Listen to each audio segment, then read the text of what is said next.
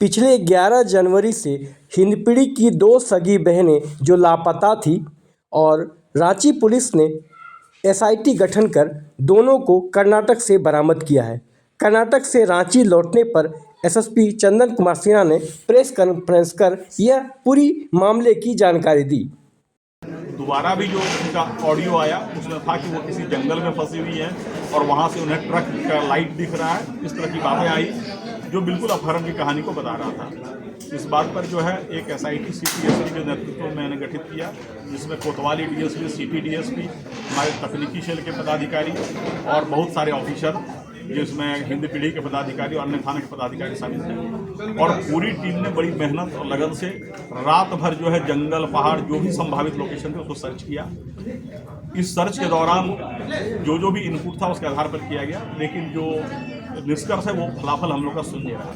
फिर जब हम लोग जो है अनुसंधान करना शुरू किए और हमारी टीम ने काफ़ी दक्षता से सीटीएसपी के नेतृत्व में इस कांड का अनुसंधान किया, और जब अनुसंधान में बातें परत दर परत खुली तो लगा कि अपहरण की बात सही नहीं है संभवतः। उसके बाद जब हम लोगों ने इन्वेस्टिगेशन किया पता चला कि ये लड़कियां जो है जब घर से निकली हैं तो किसी ऑटो का यूज नहीं किए हैं। बाद में अनुसंधान में ये आया कि ये आल्टो कार से निकली हैं, और इस पूरे प्रकरण में पता चला कि वो जो लड़का जो उन्हें भगा कर ले गया था वह कर्नाटक का रहने वाला है, वो हैदराबाद में काम करता है और इनसे संपर्क में था। वह 5 जनवरी को ही यहाँ आ गया था, लेकिन पुलिस से बचने के लिए ये लोग लगातार मोबाइल तोड़ते रहे, सिम कार्ड तोड़ते रहे, केवल रेलवे स्टेशन के वाईफाई का यूज करते रहे। इस पूरे अनुसंधान के दौरान रांची पुलिस ने कई ट्रेन को सर्च किया, जिसमें से Palamu express, Shaktipunj express, Kamayani express, Gangavati express, Mandapam express, इस बहुत सारे ट्रेन को सर्च किया गया। आरपीएफ के सहयोग से और वहाँ के स्थानीय पुलिस के सहयोग से कई स्टेशनों का सीसीटीवी फुटेज खंगाला गया, और एक ज़बरदस्त मेहनत जो है रांची पुलिस की टीम के द्वारा किया गया। और अल्टीमेटली कर्नाटक पुलिस के सहयोग से हम लोगों ने इसे कर्नाटक में गंगावती में अभियुक्त को भी पकड़ा और इन लड़कियों को बरामद किया। हम लोग अभी जो है इन लड़कियों से पूछताछ कर रहे हैं कि पूरा प्रकरण कैसे हुआ। इन लड़कियों ने इतने बात स्वीकार किया कि जो ऑडियो उन्होंने बनाया था वो मुख्य अभियुक्त के बहकावे में बनाया था, और उसमें उनके साथ ऐसी कोई बात नहीं हुई थी कि उन्हें कोई ज़बरदस्ती ले जा रहा है। हम लोग पूरे मामले की छानबीन कर रहे हैं, और कुल मिलाकर जो 5 अभियुक्त इसमें शामिल थे, जो पूरे प्लानिंग में और पुलिस से बचने में उन्होंने सहयोग किया, उन सबों को गिरफ्तार किया गया है और हम लोग आगे का अनुसंधान कर रहे हैं। सर, ये अभियुक्त कहाँ से हैं सर? कहाँ के लोग हैं? अभियुक्त एक जो है वो कर्नाटक के रायचूर जिले का है, जो मुख्य अभियुक्त है मोहम्मद इस्माइल। इसके अलावा हिंदपीढ़ी के 2 अभियुक्त हैं। इसके अलावा एक चितरपुर का अभियुक्त है और एक गढ़वा नगर उटारी का अभियुक्त है। सर, जैसे लास्ट लोकेशन और मांझी था, और मांझी के बाद ये लोग इसी ऑल्टो कार से ये जो अब अनुसंधान से क्लियर हुआ है, ऑटो से कहीं नहीं गए थे, ये ऑल्टो कार से निकले थे।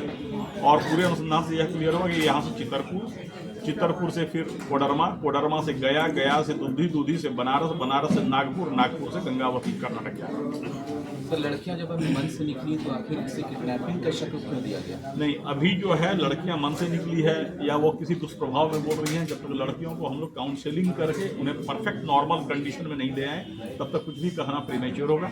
और दूसरी बात कि जिस तरीके से पूरे प्रकरण को रचा गया, झूठी बातें फैलाई गई, लड़कियों को लगातार उनके गार्जियन के कस्टडी से बाहर ले जाकर लगातार ट्रेन पर ट्रैवल कराया गया, ये अपहरण की ही बात है। सर, जो ऑटो चालक है जिसके बारे में वायरल हो रहा था, या उनका कहना है कि मेरा मान सम्मान को ठेस पहुंचाया, मेरे से कोई ये भी नहीं लिया गया और उसका वायरल किया गया, हमको बदनाम किया, जिससे वो ऑटो वालों पर भी जो है विश्वास कम हुआ लोगों का। इस तरह उस बात की हम लोग छानबीन करेंगे, उस प्रकरण पर क्या क्या कार्रवाई। अभी हम लोग का मुख्य ध्यान अनुसंधान पर केंद्रित था, बाकी जो बातें फैली और अफवाह फैली उसके बारे में हम लोग अलग से छानेंगे। सर, वापस लाने में कितना सहयोग रहा?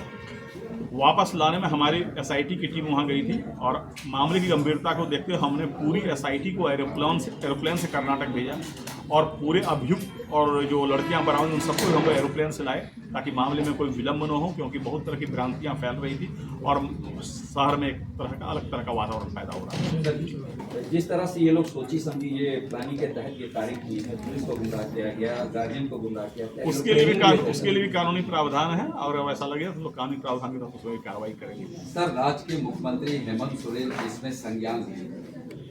माननीय मुख्यमंत्री का शुरू से निर्देश था कि इस कांड को उच्च प्राथमिकता दी जाए और किसी भी तरीके से सबसे पहले लड़कियों को बरामद किया जाए, और माननीय मुख्यमंत्री के निर्देश के आलोक में ही मैंने एसआईटी का गठन किया था, और एसआईटी ने काफ़ी अच्छा काम किया। सर अगर लक्ष्मी होगा तो उन लोग के साथ क्या किया जाएगा? कानूनी कार्रवाई उसके लिए प्रावधान है। अगर आप जो है पुलिस को झूठी सूचना देते हैं उसके लिए भी कानूनी प्रावधान है। सर लड़का और लड़की जो है वो कितने दिनों से मतलब जो है संबंध में है? वो उनके आपसी संबंध के बारे में अभी कुछ भी कंक्लूसिवली कहना उचित नहीं होगा। हम लोग उस बिंदु पर छानबीन कर रहे हैं, बरामदगी हो गई है, बाकी बिंदुओं पर हम जब पूरी तरह से निष्कर्ष पर पहुंचेंगे तब बताएंगे। ठीक है।